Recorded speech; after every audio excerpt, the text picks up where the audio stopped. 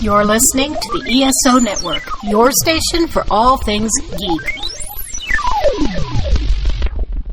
This is episode 172 of the Soul Forge podcast.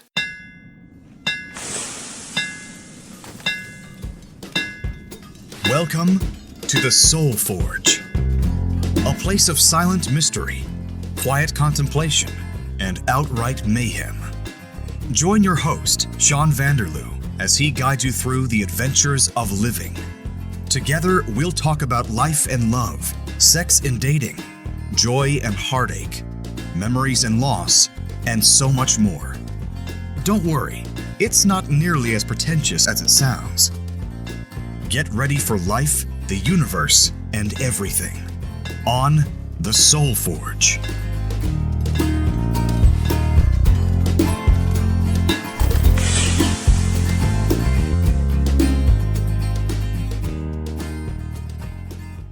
Hello, everybody. Welcome to the Soul Forge podcast. I'm your host, Sean, as I have been for the last 172 episodes. Welcome back, or welcome for the very first time if you're new around here in the Forge of Souls. I have quite an exciting episode for all of you folks this week. Now, I know I say that every single week, and I'm sure it's true. I'm sure that each and every episode that I have produced is the favorite for one of you listeners out there. And this one coming up that you're listening to right now may just be your brand new favorite. It might not be, and that's perfectly okay. It doesn't really matter. The fact is, I'm here for you week after week after week without fail to provide you with some kind of excitement, adventure, reminiscence, interview, or some other such podcast topic. Because you never know what's going to happen. Every week, it's a new idea, a new thought. Sometimes I don't even know what I'm going to talk about until I hit record. So sit back and enjoy, and we'll see what comes up this week. But actually, this one here is a well thought out and well rehearsed episode that I've been thinking about in my head for about the last week and a half. And that's because, going through some things, I found my grade 2 report card. But before we get into the report card itself, let's give a little bit of history, a little bit of context as for how this discovery came about. As longtime listeners will know, my grandparents, that's my mom's parents, Bumpa and Dee Dee, they died in 2013 and Mom passed in 2014. And that was the end of Mom's side of the family pretty much, except for a couple of uncles who died in 2018. Now, this is not a morbid or sad story per se. This is just the facts as it happened. I've done previous episodes on the losts that have occurred in my family, so that's neither here nor there. That's just a little bit of background context. So anyway, what happened was my mom was the historian of the family, the caretaker of the artifacts. Basically, and maybe she was a hoarder. I don't know. She had a lot of the dead people's relative stuff. So somehow, because I'm the oldest of my 3 brothers, I ended up with a lot of these things. Lucky me. Yay. So sometime within the last, I'm going to say 5 years, Bill, who is my mom's last husband, we'll say. Okay, because Mom was married 3 times. First time to my dad.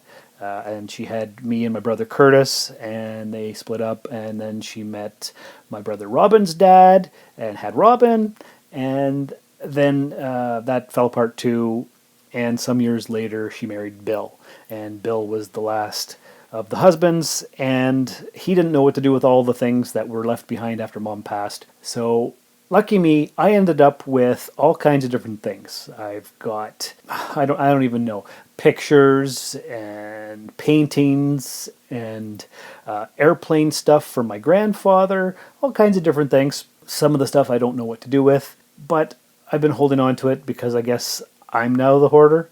Yay, lucky me. I don't know. I don't really know. So anyway, what brought this topic on is I have a box of papers. And I've been carrying it around, and as you know, I tend to move houses quite a bit. So I've had this box, maybe 2 or 3 houses worth, and I didn't know what to do with it. I didn't really want to go through the contents of the box because, well, it'd be the final things to go through from the dead relatives, and I guess I was just avoiding it. But finally, last week or so, Bishop, my son, came over, and we were looking for things to do. The box was right there, and I said, hey, how about we go through some of your dead relatives' things? I don't even know what's in there. What do you think about that? And he wasn't too excited about it, but he didn't really know, so we did it anyway. And I came across all kinds of things. What kinds of things? Well, I will tell you right after I play a promo for another podcast here on the ESO network. I do believe I'm going to play the promo for the Nerdlanta podcast, and I was going to play it last week, but it's really loud, and no matter what I do in the editing process, I can't bring the volume down to be equal to my voice here, my dulcet tones, my melodious voice, or whatever you want to call it. So I'm just going to warn you now, it's 30 seconds, and it's a little bit louder than the rest of the podcast, so maybe take the earphones out for 25 seconds. Maybe it's okay, maybe it's not as bad as I think it is. You can let me know by emailing me, soulforgepodcast@gmail.com. But anyway, here is the Nerdlanta promo. We are Nerdlanta. We got these filters, I think they're called pea poppers. That's exciting. Peas. Yeah. For popping all the peas. Sweaty balls and pea poppers. Always a good time. Can a podcast be a reboot? Oh, God, yes. Nerdlanta 2.0. Yes. That's awesome. We are highly caffeinated at a late hour. You know, it's just always fun to talk about geeky stuff. And Nerdlanta is the place to do it. I guess that's it. We played the promo. That was an awesome promo. And I hope that wasn't too bad for you guys. Hope you enjoyed it. Maybe you'll go check out that podcast. Maybe you'll check out all the podcasts here on the ESO network. The one I'd like you to check out the most, of course, is the Rusted Robot podcast, which I have been co-hosting since January of 2014. Let's get back to the main topic of this episode here on the Soul Forge. What was I talking about? I was talking about a box of papers and whatnot that I've been carrying around for approximately 5 years that I have been avoiding going through. So I started pulling out the papers one by one, and they were musty and smelly, not dirty or anything. There was no creepy crawly bugs or whatnot. It was just, it had been in the box for a long time, and the box itself was old. So I started pulling things out and showing my son what was in there. And you know what?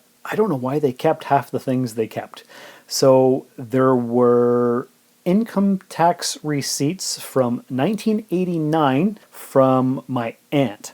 There were business receipts and bank statement stubs and Visa credit card bills, not bills, but back in the day, a long, long time ago, before the internet, when you had a credit card, the store had a machine, and it had like a carbon copy paper and a main paper, and they had a weird machine that you chunk over top of your credit card, so it took an impression of it, and that's how they submitted it to the Visa company or MasterCard or whoever, and that's how you got charged. And for whatever reason, there were all kinds of Visa receipts, there were bank statements. I found newspapers from Timmins from 1962. Okay, now a bit of background, and most of you know this already as well. I was born and raised in Sault Ste. Marie, and I came to Timmins about 17 and a half years ago. But what you may not know is that my grandfather was born and raised in Timmins. He was born and raised here, born in 1929, and he left here in 1947. 47. And he moved to the Sioux. 56 years later, I moved to Timmins and continued on the family life here, I guess. I don't really know. But anyway, for whatever reason, there's 5 or 6 newspapers from 1962. I looked through a couple of them, and I don't see any significant information from it, so I don't know why they still had it. Because in 1962, they were living in Sault Ste. Marie, my grandparents were. So I don't know. And I'm not sure how often they came back to Timmins to visit. I know that my grandfather's mom lived here until I think the early 80s. And then she moved to the Sioux as well to be closer. Maybe that's right. I don't know. That's all information that I can't ask anybody because nobody else is around to remember. That doesn't matter. But papers from 1962. Another thing, my grandfather had his own business. He was a mechanic and he owned Roncato Truck Service in the back roads of Sault Ste. Marie. One of the main things that happened was that he had hired an accountant and the accountant had embezzled from him and he lost the business, and there were all kinds of court cases, and there were all kinds of papers from the 70s and the 80s from detailing all the court information, all kinds of court stuff that I didn't go through. I read some of the papers, but it was just like, oh man, do I want to keep this stuff? It's all family history. It's probably interesting to somebody, but is it important to keep? I don't think that it is. So I read some of it. That's whatever. Actually, one of the claims to fame that my grandfather used to mention from time to time was that he was the mechanic for Al Capone's doctor in the doctor's later years. He never told me who the doctor's name was, but I looked it up earlier this week so I could talk about it on the podcast. And the main doctor for Al Capone was a guy named, I think, Kenneth Phillips, Dr. Kenneth Phillips. There's a few Dr. Kenneth Phillips. And this one here, that was Al Capone's doctor, died in, I think, 2012 at the age of 91. As of this year, I believe my grandfather would be 91 himself, and maybe the doctor had some summer homes in Canada. I don't know. So maybe my grandfather was just pulling my chain. I'm not sure. Anyway, I just thought I'd throw that in. But anyway, in all these papers that belong to my grandparents, I found my grade 2 report card. And I thought it would be fascinating to go through it and talk to you guys about it and see what you thought. Hey, this is Dr. Trek, Larry Nemechek, and you're listening to Soul Forge with Sean Vanderloo. So, let's see here. The Sault Ste. Marie Board of Education Progress Report and Achievement Form. Student Sean Vanderloo, Division Primary, Grade 2, Term 2, date April 9th, 1984. The teacher was Mrs. J. Robertson. The principal was Miss J. McLeod. The school was Riverview, and the address was 51 Wireless Avenue.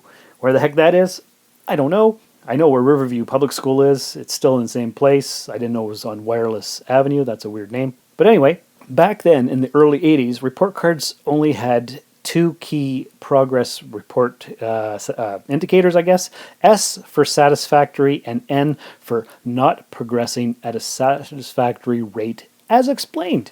So there are 5 different categories on this report card. And the first one is the arts. There are different subcategories within. So the first one is music, skill development. And I got an N for not progressing at a satisfactory rate as explained. It says here, so what do we got? Oh, music has 2. It has skill development and interest/participation. Sean has put little effort into improving his musical skills. Can you believe that? I can't believe it.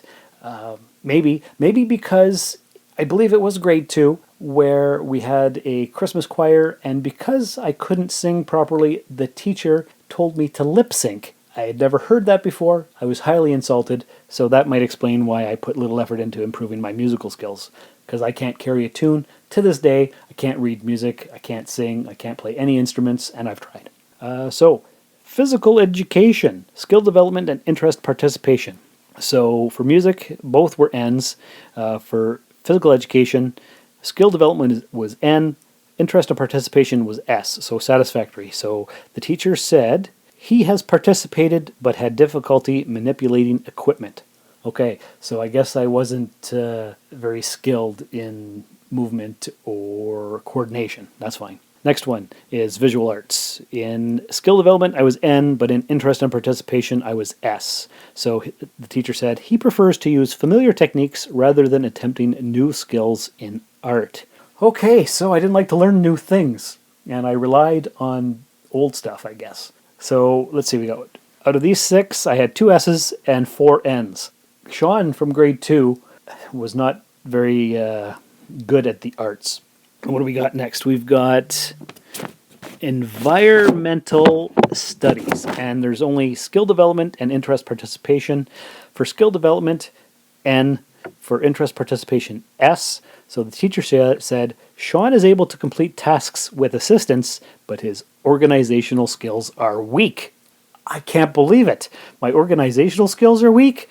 At least I could complete tasks with some help. So it sounds like I was pretty frickin' useless. Now, I don't know what environmental studies were in grade 2. Who could say? That's a long time ago. But it's interesting regardless. And then we've got language arts. And let's see. So for listening, I've got an N. And for reading comprehension, I've got an S. For independent reading or for enjoyment, I've got an N. For oral reading, I've got an S. Word study skills, S. Speaking, as in the ability to express ideas clearly, was an N. Writing has 2 things. Written communication was S, and legibility was S. So apparently I could write effectively, and you could read what I wrote. So that's not too bad. So for language arts, the teacher said, although Sean understands oral instructions quite frequently, he has been able to achieve satisfactory results in reading, spelling, and word attack skills. He continues to have difficulty staying on track in oral discussions and putting his ideas in writing. He needs encouragement to maintain uniform printing. Okay, so what does that mean? It means I misunderstand oral instructions quite frequently, so I don't know what the hell's going on. But I am able to achieve good results in reading, spelling, and word attack skills, whatever that means. And I have difficulty staying on track when we're talking about things, and I can't put my ideas in writing. Okay, and my spelling, I guess, or my printing was pretty bad too. I do have a vague recollection of reading in class. It may have been from this grade. It might have been from earlier. I was a pretty good reader from what I remember. I never liked the word children. So I had to read a sentence or a part of a story out loud, and even 35, 40 years later, I remember that I knew the word was children, but I said child instead because I just didn't like saying the word children. I can't remember why I didn't like it. It was just one of those things. So we'll move on to mathematics. And so for recognition of patterns, satisfactory. Mastery of number facts, satisfactory. And then understanding and use of measurement skills, there was nothing. There was not an N or an S, so maybe we didn't do that term. And geometry skills were an S. So the teacher said, Sean has patterned numbers to 3 digits and used facts to 12 satisfactorily. He understands and uses geometry terms. He is often careless in forming numbers. So once again, my printing, or whatever you'd call it, wasn't good. I was messy. I can't believe it. And the fact that I was good at math, that surprises me because that was my worst subject in high school. Anyway, the last thing here is social growth. For completes assignments in reasonable time, satisfactory. Courteous and considerate, satisfactory. Takes responsibility for personal organization, not satisfactory. Works carefully and neatly, not satisfactory. Makes efficient use of time, not satisfactory. Works independently, satisfactory. Okay, so I can work by myself, but I don't make a good use of my time. In fact, I was actually talking to Julie earlier today, talking about when I was in high school or anything really, because how did this come up? Because tomorrow, the boys and I over at the Cosmic Pizza podcast are going to record an episode about immortality. And I've known about this topic for 2 weeks. 2 weeks! And what am I doing? First of all, I'm recording this podcast, and second of all, I'm looking up immortality stuff the night before we're due to record. So I don't make efficient use of my time. I have to have a deadline. Back in university, if I had an essay and I knew about it for a month and a half, I wouldn't do it until the weekend before because I need a deadline. So what did the teacher say? She said, Sean hurries to finish assignments and sacrifices accuracy and neatness. He finds it hard to concentrate for any extended period or organize his time efficiently. He carries out his classroom responsibilities well. Okay, so that's the end of my grade 2 report card, and it basically tells me that in grade 2, and let's see, that was 1984 April, so I was 7.5. I was not neat. I didn't organize myself properly. I didn't make an efficient use of my time, but I was pretty smart in math, and I can work independently, although not very well, and I like to use familiar techniques. I don't like to learn new things, which is funny because right now and for the last, 30 years, I've been all about learning new things, priding myself, yeah, I guess priding myself is the right term, on how organized I am when it comes to most things. Like if you take a look in my room right now, all of my books are nice and organized. All of the starships that I have on my shelf are in neat little rows. Everything's where it should be, because everything has a place and everything in its place, as my grandfather used to say. I just thought this would be an interesting topic this week to see how Sean has progressed over the last 36 years. It was just a happy coincidence that in the box of my dead relative's paperwork, one thing belonged to me. It was my grade 2 report card. I thought it was interesting. It's a lot of fun to see where you were, where you've come from, how you've progressed, and so on and so forth. What about you guys and girls in podcast land? Do you have any old report cards or any information from your early school days? Have you looked at it recently?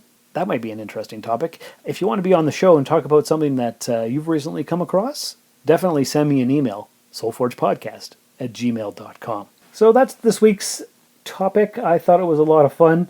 Nostalgia, where we came from, where we ended up, where we're going. All those things are interesting to think about. Quite fascinating, really. So that's the end of this week's podcast. I hope you enjoyed it and the little stories that I shared along the way, because that's what Soul Forge is all about. What else do I want to tell you guys? Not too much, just that I hope you're listening to Cosmic Pizza Podcast, you're listening to Rusted Robot Podcast. I hope you continue to listen to Soul Forge Podcast. If you haven't gone to the website for the ESO network, maybe do that, because there's all kinds of podcasts over there. They're all geeky podcasts except for Soul Forge, because I'm unique and I like to stand out in my own way. But that's pretty much it for now. So if you'd like to go to soulforgepodcast.com, all of our social media links are there.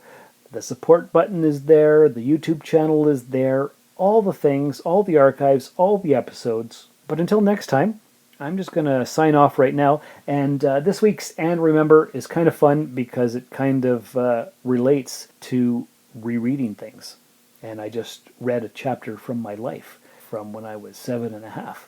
So anyway, I like to tie it up, all the loose ends. Leave a review in the podcatcher of your choice. A 5-star review is always appreciated. But until next time, remember, you can't start the next chapter of your life if you keep rereading the last one. Thank you for listening to another episode of the Soul Forge Podcast. Your support is greatly appreciated, and we hope you'll tune in again next time. Remember that you can visit soulforgepodcast.com for all of our social media links, and don't forget to share the show with everyone you know. The Soul Forge Podcast is your best source for living your best life. Think about it. This video has been prepared to show you how to use your flatbed 4850 imprinter. This imprinter is designed to hold various types of merchant plates. Place the plate over the pre-drilled holes to determine where the plate will be affixed. Insert the merchant plate under the mounting screw heads. Tighten the screws when the plate has been positioned properly. If you have a plastic breakaway plate, break off the tabs and position the plate.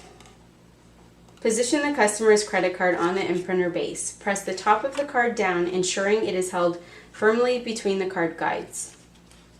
Position the charge slip to be imprinted over the credit card by inserting the slip from left to right under the slip holders. The left side of the charge slip is positioned under this holder, and if you are using a 51-column charge slip, the right side is positioned under this holder. If you are using an 80-column charge slip, the right side is positioned under this holder. Move the handle to the right with a quick, firm motion to imprint the credit card data. Return the handle to the start position to imprint the merchant plate data. Remove the imprinted charge slip and credit card. The transaction is complete and you're ready to take another imprint. This has been a broadcast of the ESO Network. Be part of the crew and help support our shows by donating to our ESO Patreon or by shopping at the TeePublic store, which can all be found at www.esonetwork.com. The ESO Network, your station for all things geek.